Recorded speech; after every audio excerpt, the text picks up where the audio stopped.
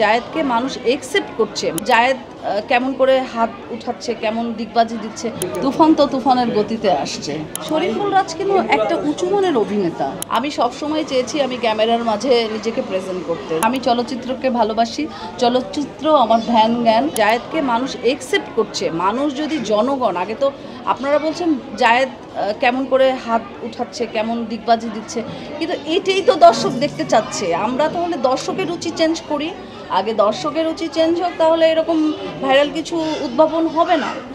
মানুষের রুচি চেঞ্জ হয়ে গেছে, মানুষ এখন কন্টেন্ট দেখতে চায়, মানুষ এখন বিনোদিত হতে চায়। সো ক্ষণিকের জন্য যদি কেউ কাউকে হাসাতে পারে, আমি সেটার পক্ষপাতী। আমি সবসময় চেয়েছি আমি ক্যামেরার মাঝে নিজেকে প্রেজেন্ট করতে। আমার দৈনন্দিন যে জীবনের একটা খণ্ডচিত্র আমি টিকটক কিংবা লাইকি কিংবা পেজের মাধ্যমে আমি বই প্রকাশ করি। যে কোনো পজিটিভ দিক আমরা যদি গ্রহণ করি, সেটা মানুষের অনেক এক্সপিরিয়েন্সও সঞ্চয় হয়, মানুষ অনেক কিছু শিখতে পারে। তো সোশ্যাল মিডিয়াটা যেহেতু এখন মানুষের হাতের মুঠোয়, সেটার অপব্যবহার না করে সেটার একটা সুষ্ঠু ব্যবহারের মাধ্যমে আসলে জনগণকে অনেক কিছু আমরা শিক্ষণীয় অনেক কিছু প্রেজেন্ট করতে পারি। সেই কিশোরী জীবন থেকে শুরু করে এই পর্যন্ত হিসাব করেন, আমি এখন চলচ্চিত্র অভিনেত্রী, 113টা মুভিতে আমি অসংখ্য ড্রেস পরেছি।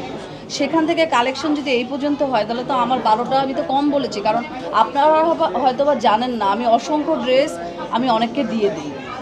হ্যাঁ, আমি প্রত্যেক বছর 3-4টা কান্ট্রিতে যাই এবং আমি চেষ্টা করি 3-4টা কান্ট্রির কালচার অনুযায়ী আমি ড্রেস ওইখানের কালচার যেটা ওই অনুযায়ী আমি ড্রেস কালেক্ট করি। সেক্ষেত্রে আমি অবশ্যই প্রথম চয়েস আমি ইন্ডিয়ার দিল্লিকে দিব, কলকাতা থেকে করি, দুবাই থেকে করি, ব্যাংকক থেকে করি, চায়না থেকে করি, আমেরিকার থেকেও করি।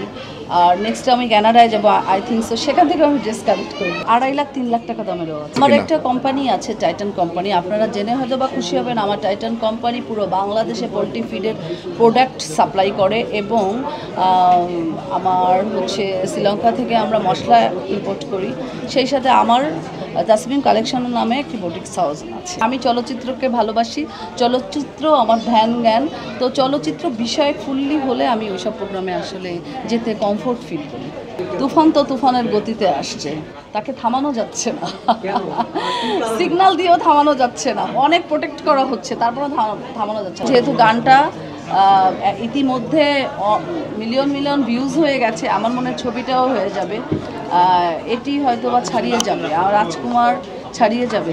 রাজকুমারের বেশ টাকা, মানে হয়তো বা প্রিয়তমার মতো ইনকাম হয়নি, কিন্তু রাজকুমার কখনোই আমি বলবো না যে তার মুনাফা সে ফেরত পায়নি। রাজকুমারে অনেক টাকা ইনকাম হয়েছে, বাট হয়তো বা কম্পেয়ার যদি করি প্রিয়তমা এবং রাজকুমার, প্রিয়তমা 1 নম্বর, রাজকুমার। শরীফুল রাজ একদিন আমার সাথে ফোনে কথা হয়েছে, ও বলেছে যে ছোটোবেলায় আপনার ছবি দেখেছি সিলেটে যখন ও থাকতো। সো শরীফুল রাজ কিন্তু একটা উঁচু মনের অভিনেতা।